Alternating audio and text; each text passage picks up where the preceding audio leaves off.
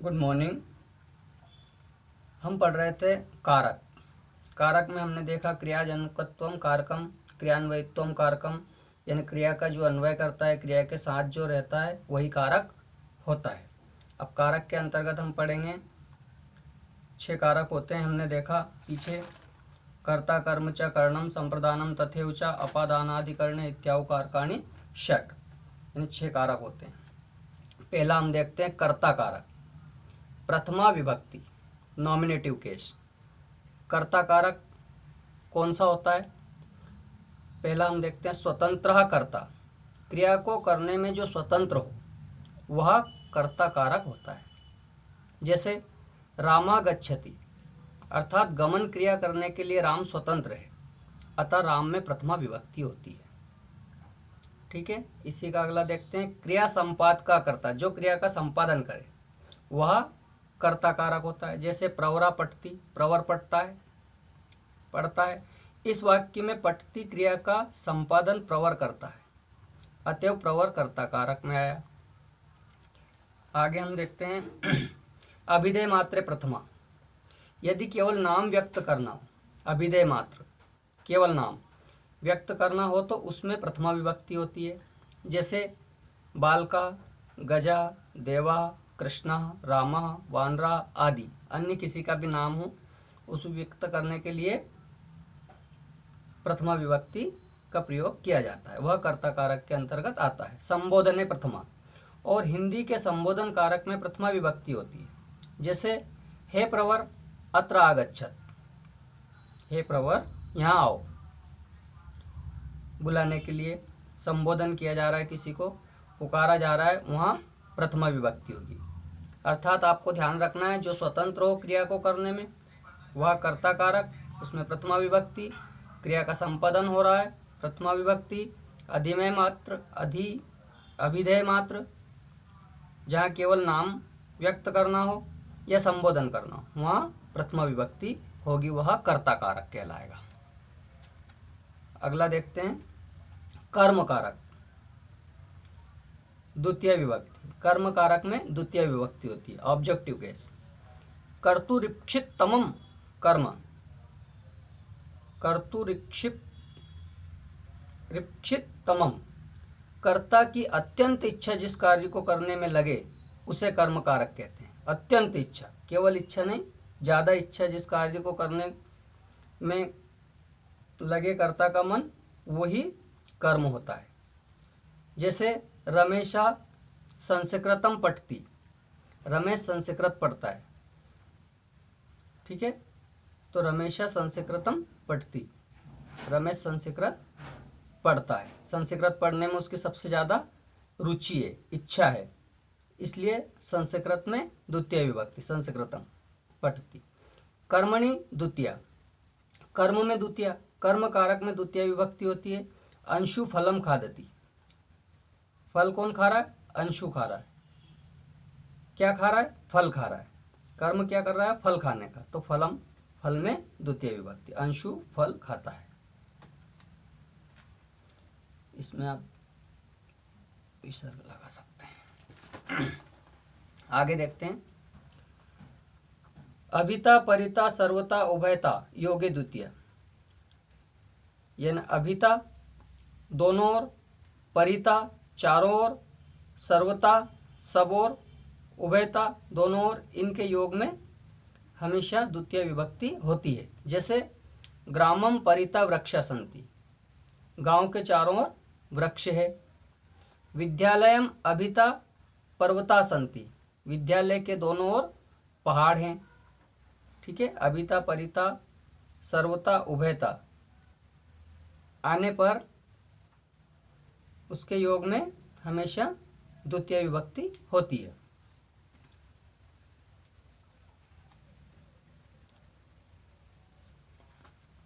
प्रत्यनुधिंग निक्षांत रांत्रेण यावत भी, यानी प्रति, प्रत्यनुधिंग प्रति यानी और, अनु पीछे, अनुधिंग धिक धिक्कार, निक्षा निकट,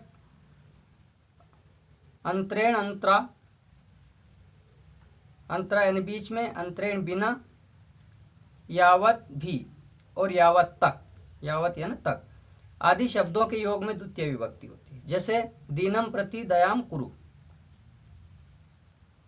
यानी दीनों के लिए दया करो, गरीबों पर दया करो। रामम अनुगथा लक्ष्मणा, राम के पीछे लक्ष्मण गया। ठीक है।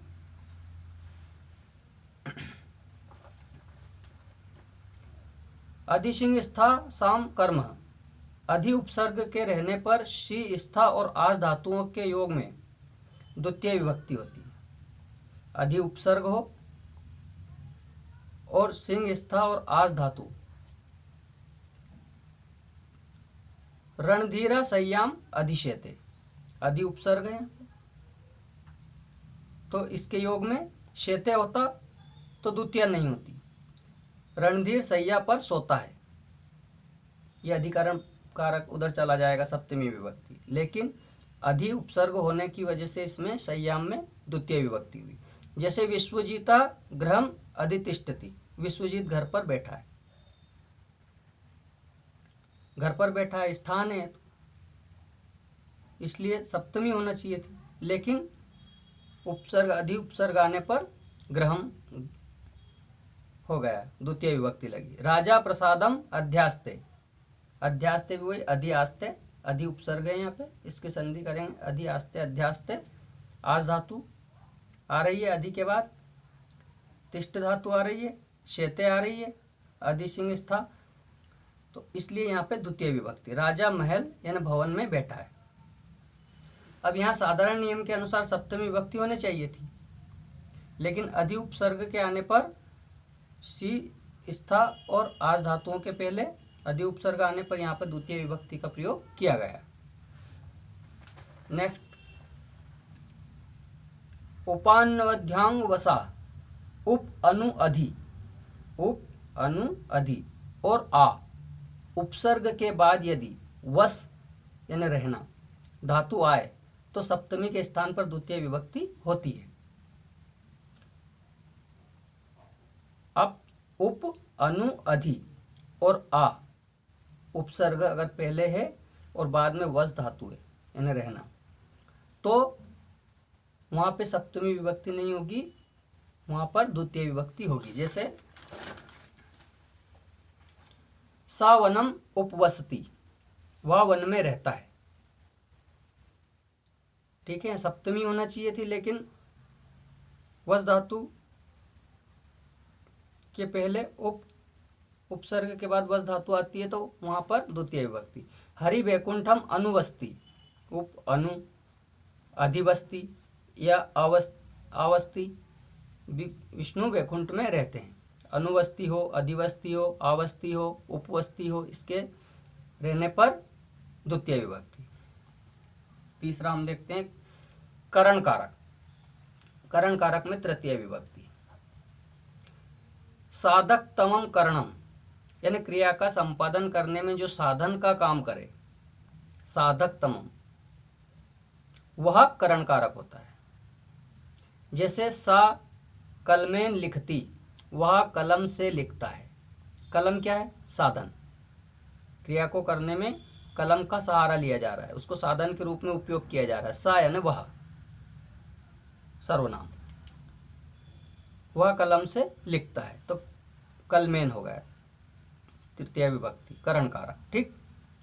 करणे तृतीय, करण में तृतीय विभक्ति होती है। जैसे करण कारक में तृतीय विभक्ति होती है, जैसे रामा वाणेन रावणम हतवान, राम ने बाण से रावण को मारा। अब यहाँ पे साधन क्या है? बाण, तो वाणेन, तृतीय विभक्ति। ठीक। सहार्थे तृतीय, सह साकम सार्धम समम, यानी सात के अर्थ में, इन सबका अर्थ होता है सात के अर्थ में आदि शब्दों के प्रयोग होने पर तृतीय विभक्ति होती है। सह साकम सार्धम समम, सात के अर्थ में आदि शब्दों के प्रयोग जब होते हैं वहां पर तृतीय विभक्ति होती है। जैसे रामेण स सीता गता, राम के साथ सीता गई। ठीक है, सह लगा हुआ है, तो इन शब्दों के प्रयोग में रामेण, राम में तृतीय विभक्ति। छात्रेण समम गता गुरु, गुरु छात्र के साथ गया। समम छात्रेण तृतीय विभक्ति। त्वम मया साकम तिष्ठ, तुम मेरे साथ ठहरो। साकम आया तो मया तृतीय विभक्ति।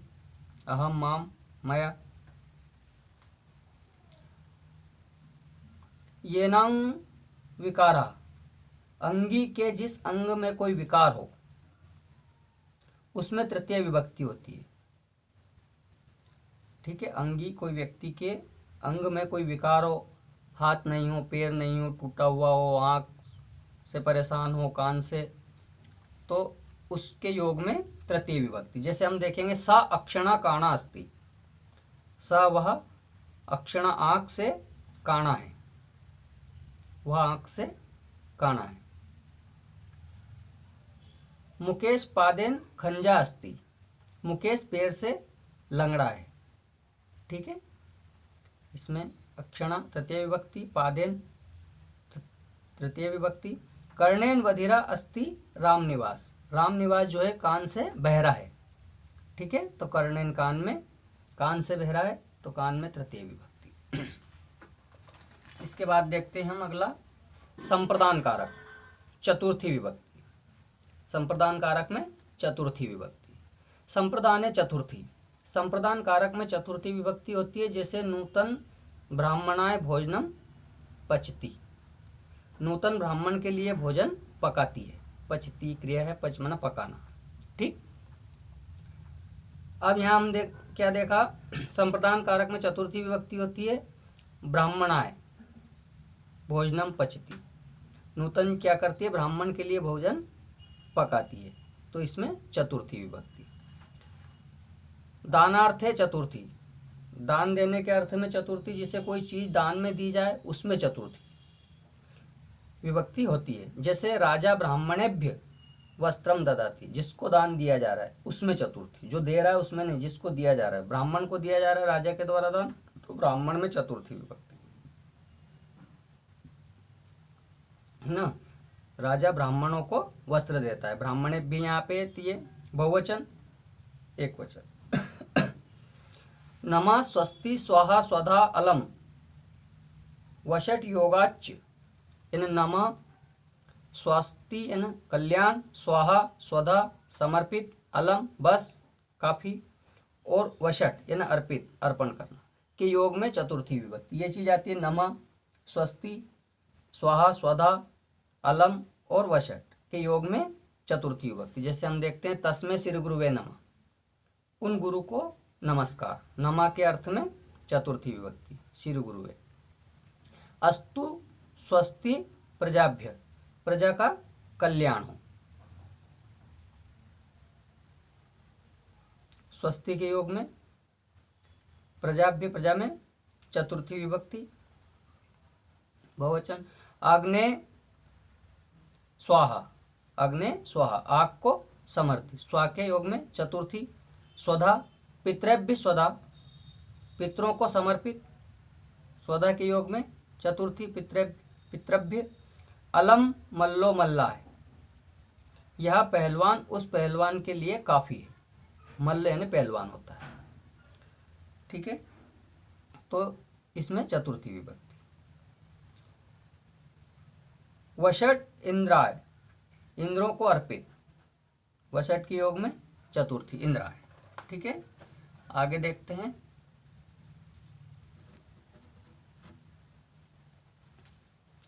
रुच्यार्था नाम प्रियमाणा, जिस व्यक्ति को जो चीज अच्छी लगती है उसमें चतुर्थी विभक्ति। जैसे मह्यम संस्कृतम रोचते, मुझे संस्कृत पसंद है, चतुर्थी विभक्ति मह्यम। अहम माम,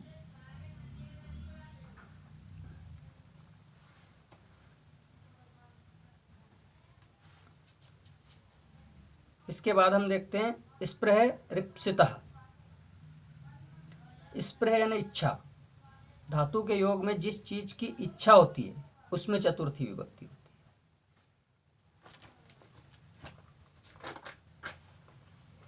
बाला पुष्पेभ्य स्पृहति, बच्चा फूलों को पसंद करता है। ज्ञानाय स्पृहति, ज्ञानी, ज्ञानी ज्ञान पसंद करता है, यानी पसंद करने में इच्छा हो रही है, उसमें चतुर्थी विभक्ति। क्रुद्ध द्रुहिर्ष्या सूयार्थानाम यम प्रति कोपः, क्रुद्ध यानी क्रोध, द्रोह ईर्ष्या जलन और आसूयार्थ यानी द्वेष वाली धातुओं के साथ या योग में जिनके प्रति क्रोधादि भाव हो उसमें चतुर्थी विभक्ति होती है। क्रोध करना, गुस्सा करना, ईर्ष्या करना, जलन करना आदि शब्दों के योग में चतुर्थी विभक्ति। कंस कृष्णाय क्रुध्यति, कंस जो है कृष्ण पर क्रोध करता है, तो कृष्ण पर क्रोध करता है, जिस पर क्रोध किया जा रहा है उसमें चतुर्थी विभक्ति। दुष्ट सज्जनाय द्रुह्यति, दुष्ट सज्जन से द्रोह करता है। प्रणय अरविंदाय ईर्ष्यति, प्रणय अरविंद से ईर्ष्या करता है। रामकुमार गौरीशंकराय असूयति, रामकुमार गौरीशंकर से द्वेष असूयति रखता है, इसमें चतुर्थी विभक्ति। अपादान कारक पंचमी विभक्ति, अपादान कारक में पंचमी विभक्ति होती है। जिस वस्तु से किसी का पृथक होना ज्ञात हो, पृथक यानी अलग होना, वहाँ अपादान कारक होता है। ध्रुवम पाए अपादानम, है ना, ध्रुवम पाए, अपाय मन विभाग, अलग हिस्सा, जहाँ अलग होने का भाव प्रतीत हो रहा हो वहाँ पर अपादान कारक होगा। अपादान पंचमी, अपादान में पंचमी विभक्ति होती है, अपादान कारक में पंचमी विभक्ति होती है। जैसे वृक्षात पत्राणि पतंती, वृक्ष से पत्ते गिरते हैं। प्रवरा सर्पात विभेति, भय के योग में और रक्षा की जाए उसमें पंचमी विभक्ति। प्रवरा सांप से डरता है। गंगा हिमालयात प्रभुवती, उत्पन्न निकलने के अर्थ में जहाँ से कोई चीज़ शुरू हो रही है, उत्पन्न हो रही है, निकल रही है, उद्गम है उसका, हिमालय गंगा से निकलती, गंगा हिमालय से निकलती, सॉरी, गंगा हिमालयात प्रभुवती, हिमालय से बहती है या निकलती है। नगरात बहि मंदिरम वर्तते, बाहर के योग में, नगरात बहि नगर से बाहर, मंदिरम वर्तते मंदिर है, तो नगरात नगर से बाहर है, उसके योग में पंचमी।